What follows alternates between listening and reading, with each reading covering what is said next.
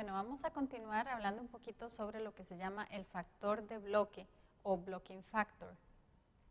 Este término blocking factor nos va a servir para determinar una pregunta básica, que es ¿cuántos registros caben en un bloque? ¿Okay? Entonces ya nosotros hemos visto diferentes modalidades de organizar registros dentro de bloques que a su vez están en un archivo.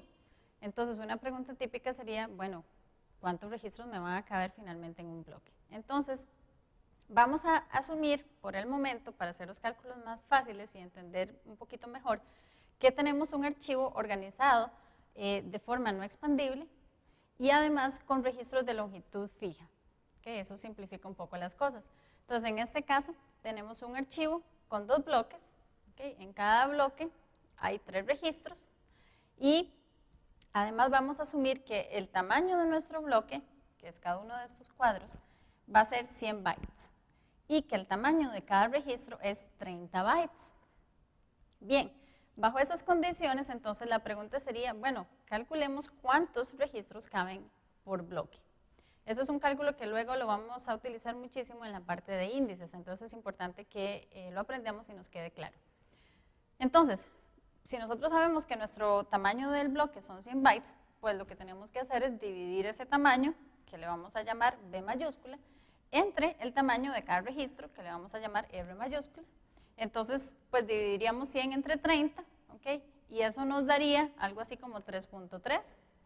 Sin embargo, no es conveniente decir que el factor de bloque es 3.3, porque no es cierto que nos están cabiendo 3.3 registros. Acuérdense que estamos en la versión no expandible, perdón, y por lo tanto, en este caso no podemos almacenar tercios o medios de registros en los pedacillos del final del bloque. Entonces simplemente vamos a usar la función de redondeo hacia abajo, que es la función floor, para decir que el factor de bloque es 3. ¿Okay? Entonces, viendo la formulita que ustedes tienen en el folleto, el blocking factor típicamente lo vamos a escribir como BFR, y el BFR lo que dice es que se calcula tomando el tamaño del bloque entre el tamaño del registro y aplicándole entonces la función piso o floor. Entonces, como les dije anteriormente, en nuestro caso, sustituyendo B sería 100, R sería 30, ¿ok? Dividimos eso, nos da como 3.3, aplicando la función floor nos da exactamente 3, que es el entero más cercano hacia abajo.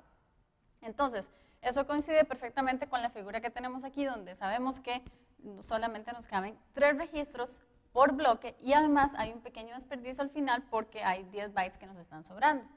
Ahora, si nosotros quisiéramos calcular de forma más inmediata cuánto es ese desperdicio, podemos usar esta formulita que está acá abajo, que ustedes la tienen en el folleto, y lo que nos dice es cuántos bytes se están desperdiciando en cada bloque debido a, en este caso, la modalidad de registros no expandidos en bloque. Acuérdense que si estuviéramos usando la expandida no hay desperdicio, ¿ok?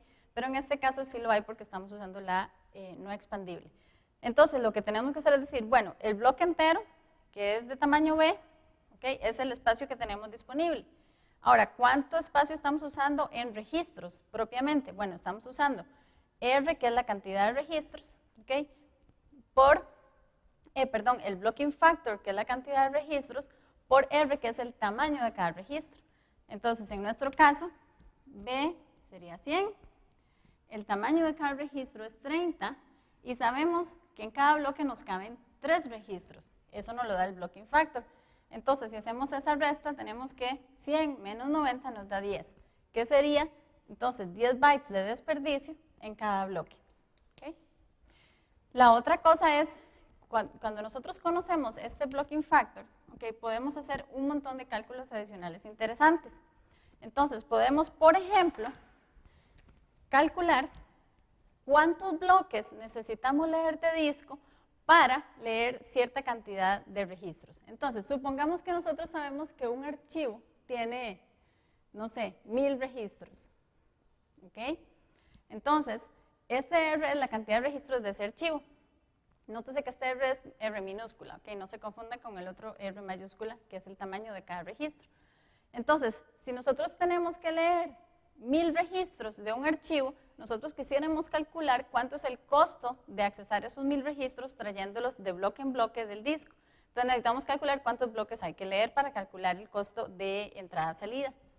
Entonces, el blocking factor nos va a ayudar para eso. El blocking factor en el caso que habíamos visto era 3. ¿Okay? Entonces, básicamente nosotros decimos, ok, 1000 registros, sabemos que caben 3 registros por bloque, por lo tanto, la cantidad de bloques a leer es pues R entre el blocking factor. ¿Okay? Entonces, en este caso, nótese que usamos la función ceiling o techo, ¿okay? Que es redondear al entero mayor más cercano. Y eso es porque, por ejemplo, si nosotros tuviéramos 1000 registros entre 3, okay, eso nos da algo como, ¿cuánto nos da eso? Como 333.333. Entonces, nosotros no queremos dejar, digamos, de leer el último bloque del archivo, que sería ese punto 333.